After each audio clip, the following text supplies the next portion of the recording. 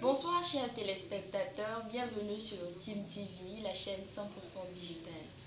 Alors nous recevons sur notre plateau ce soir un artiste burkinabé, l'artiste du nom de Fuchalfa. Bonsoir Fuchalfa. Bonsoir. Bienvenue sur notre plateau. Merci beaucoup. C'est un plaisir pour nous de vous recevoir. Le plaisir est partagé. Merci. Alors, pouvez-vous vous présenter à nos téléspectateurs? Moi, c'est Fouch Alpha, artiste musicien burkinabé, à l'état civil, Koife Ousseini. Voilà. Ok. Artiste burkinabé. Pouvez-vous nous parler globalement de votre carrière musicale? Globalement, c'est un peu... Pour moi, ma carrière musicale a débuté depuis le lycée. D'accord. Depuis la 6e, 5e, on a créé des groupes de rap. On a créé un groupe de rap avec mes frères, mon jumeau et ses amis. On faisait des nuits culturelles. Et de groupe en groupe, je me suis retrouvé en solo et j'ai eu mon producteur en 2014. Et en 2014, tout est parti. Fouch Alpha est né et ça a donné à l'album en 2015, Alpha le commencement. Voilà. Et après ça, j'ai sorti des singles comme Minéi Dima et Apali. D'accord. Je ne sais pas si c'est bien résumé. Pour aller. Alors donc, on va dire que la musique, c'était une passion pour vous, parce que ça a commencé depuis le bas âge. Oui, c'était vraiment une passion. Parce que ma passion pour la musique est venue, je peux dire, à partir de l'adolescence. Bon, un peu avant l'adolescence, 13-14 ans. Et en venant au Burkina, puisque nous on était en Côte d'Ivoire avec les parents, en venant au Burkina, je ne pensais pas que j'allais me lancer dans une carrière musicale. La passion est venue et avec l'avènement du hip-hop, le hip-hop était là, on était dans des groupes, on était passionnés par des groupes comme Dylan, Face au combat. Et on s'est dit, ok, pourquoi pas essayer? On a essayé quelque chose. Tant bien que mal au début, ça n'allait pas, on était hors gamme, hors tempo. Hein. Et on a lutté à travers les interprétations, les moqueries des amis. Et on a bossé. Et d'autres demandent, est-ce que tu as fait l'école de musique? Est-ce que tu as fait une chorale? Non. C'est la passion seulement, on a travaillé à travers les interprétations. Et aujourd'hui, combien d'albums avez-vous? J'ai un seul album sorti en 2015, en août 2015, et Alpha le commencement, c'est le titre. Et j'ai juste 2 singles après l'album, Minéi Dima et 3 singles, pardon, Minéi Dima et Apali et Afassi. Et quel est le genre musical de Fuch Alpha? De façon générale, je suis dans l'afrobeat. Je suis dans la variété africaine. Voilà. Tout ce qui m'inspire, je peux faire de la dancehall aujourd'hui, je peux faire du trap aujourd'hui, je peux faire du zouk, je peux faire de l'R&B. Je n'ai pas de style précis parce que moi, tout canal musical qui me permet de m'exprimer, je me lance quoi. Donc vous êtes polyvalent alors? Voilà, je peux dire que je suis polyvalent. Voilà. Et quelle est votre maison de production? La maison de production, c'est Graphic Architect. Graphic Architect qui est plus connu dans la réalisation des clips vidéo. Mais ils ont un label parallèle qui est GA Music, Graphic Architect Music, dont je suis le premier artiste. Voilà. Alors, est-ce que Fuch Alpha est marié? Non, je ne suis pas marié. Fuch Alpha n'est pas marié. Pourquoi Fuch Alpha n'est pas marié? Waouh, la question là. Si on demande à quelqu'un pourquoi il n'est pas marié. Bon, oui. c'est qu'il n'est pas encore marié, c'est le temps qui n'est pas encore arrivé. Okay. Parce que le mariage, c'est comme j'ai l'habitude de dire, c'est pas une cause de vitesse, c'est pas de limitation, c'est pas parce que les autres se marient, il faut courir dire attends, il faut que moi aussi me marie. Le temps vient, on prend le temps de trouver la bonne personne, on apprend à se connaître et on se marie. Donc vous voulez dire que jusque-là, vous n'avez pas eu la bonne personne pour apprendre à se connaître? Je ne peux pas dire que je n'ai pas eu la bonne personne. Oui. Je suis avec une personne que j'estime que c'est la bonne. Seulement, il suffit seulement de trouver la bonne date. Il suffit de trouver maintenant le bon moment. Voilà. Étant jeune, étant dans une situation, étant dans un pays où vraiment on ne peut compter que sur soi-même pour se positionner, pour se faire économiquement, financièrement, il faut une bonne assise. Il faut être stable. Il n'y a pas cette fille qui va accepter de se marier avec quelqu'un qui n'est pas stable financièrement. Voilà, parce qu'il faut pouvoir prendre l'enfant de quelqu'un, mettre chez soi, la prendre en charge, essayer de lui donner une bonne vie, voilà, la mettre à l'aise en un mot. Également, si on a des enfants, il faut pouvoir les mettre dans les meilleures conditions. Alors, est-ce que vous avez une note à donner à la musique burkinabé? Bon, une note à donner, comme une note, genre sur 20. Sur une échelle de voilà. Une note, 20, de noter. Bon, si je vais noter la musique burkinabé actuellement, je peux donner 12,50. 12,50 parce que c'est légèrement, je peux dire que c'est assez bien. 12,50. Au lycée, on disait que c'est assez bien. Parce qu'on a encore un peu à faire. Parce qu'il y a beaucoup de talents. Il y a de grands talents au Burkina Faso. Si on commence même par la tête, par les Flobi, les Desaltino, les Imiro, les Dikofis, jusqu'à la nouvelle génération qui est en train de venir.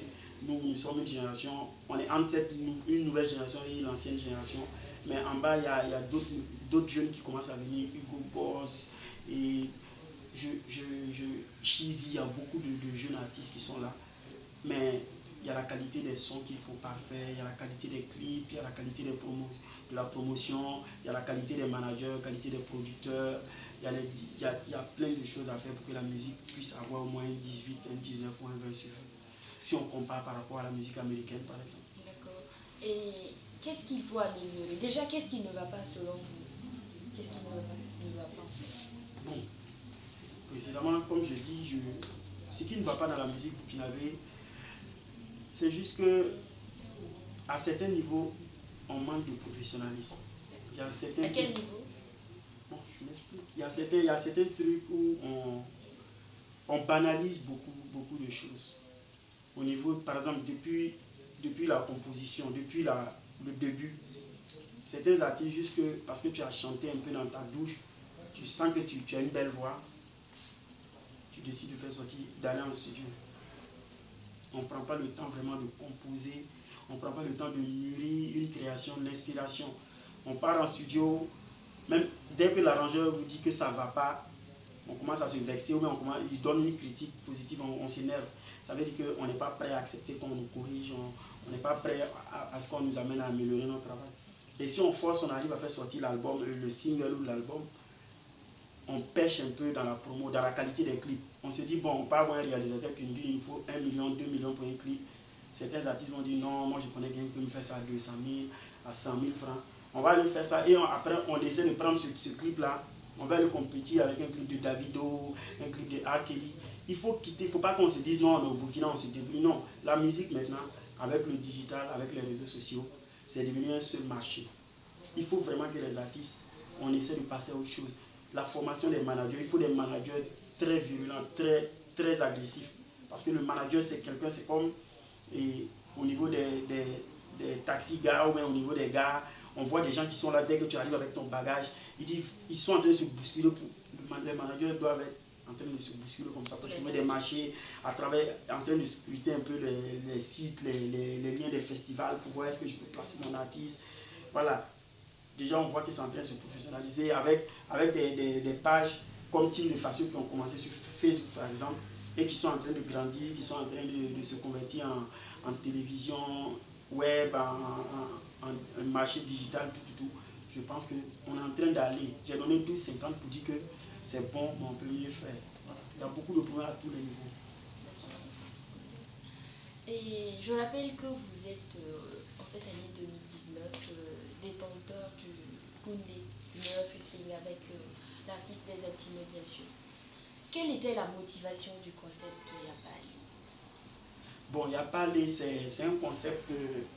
La motivation, c'est juste que j'ai voulu profiter d'un buzz. Okay. Un buzz lancé par Boulem Didi et Ipen Allpack, à qui je fais un coucou depuis les États-Unis. Okay. Et j'ai vu que Team de Faso avait commencé à partager beaucoup de vidéos où il disait Yapali, des petits buzz. Je vois des gens celui-ci prend sa moto, il dit Yapali, l'autre prend son ordi, l'autre prend sa vieille chaussure, son vieux vélo, il dit Yapali, Mahanda, il dit attends.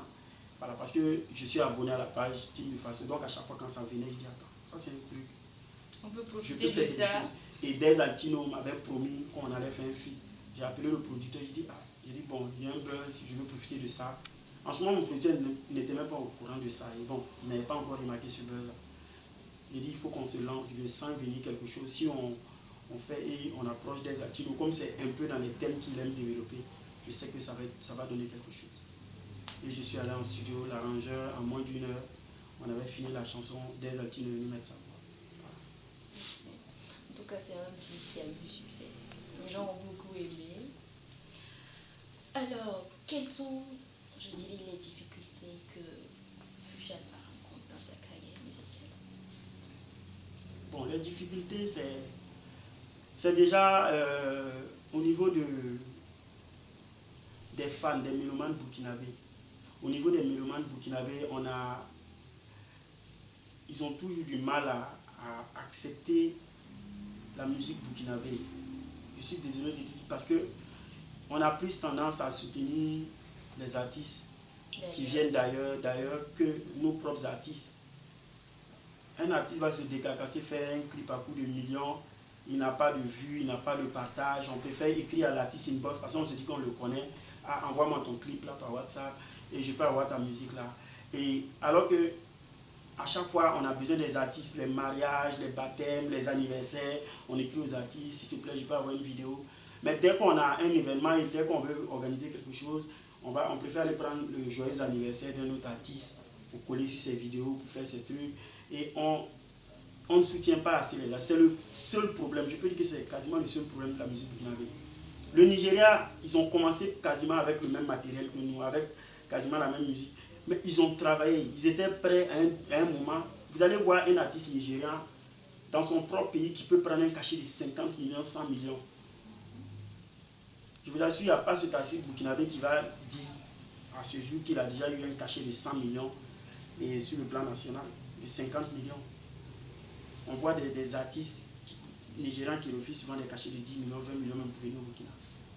Et selon vous, pourquoi est-ce que c'est comme ça? Pourquoi les artistes, enfin, les Burkinabés eux-mêmes, les mélomanes burkinabés préfèrent la musique d'ailleurs à ceux du Burkina? Non, mais je crois que la musique burkinabé, je ne peux pas répondre à cette question à la place des mélomanes. Peut-être Team de Faso peut lancer un sondage ou bien lancer une enquête pour avoir des avis.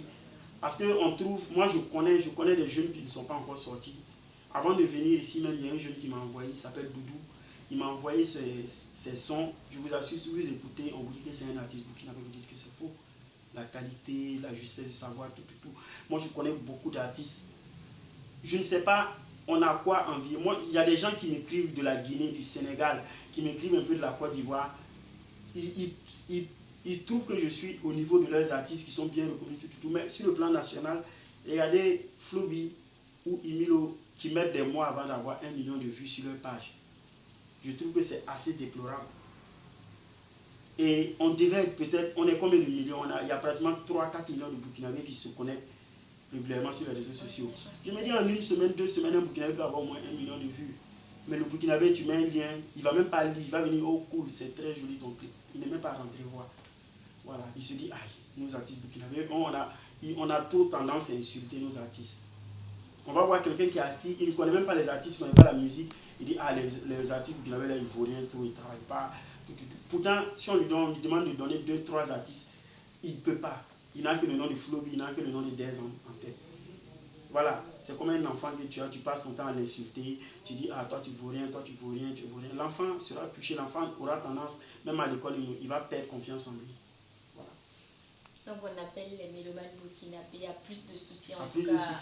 Ça commence là. À l'endroit des artistes burkinabés. Alors, qu'est-ce que Fuchs Alpha promet aux mélomanes d'ici et d'ailleurs? Bon, ce que je promets, je suis présentement en studio en train de travailler. Très bientôt, je vais lancer mon prochain single.